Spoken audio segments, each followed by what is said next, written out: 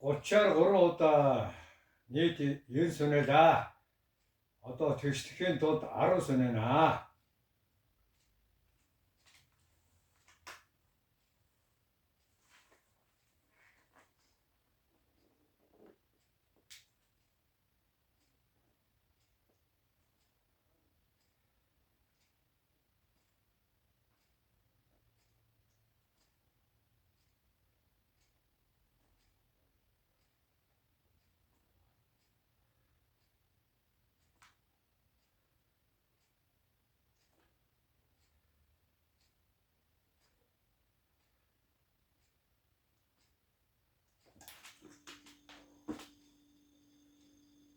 За ингэж хурц хэргийг ирчүүд ортодтой амжилт хүсье. Хамтдаа урагшаа. За одоо ингэж би хэвлийн дасгал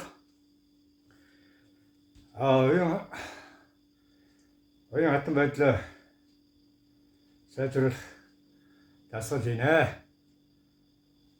Баярлалаа тав.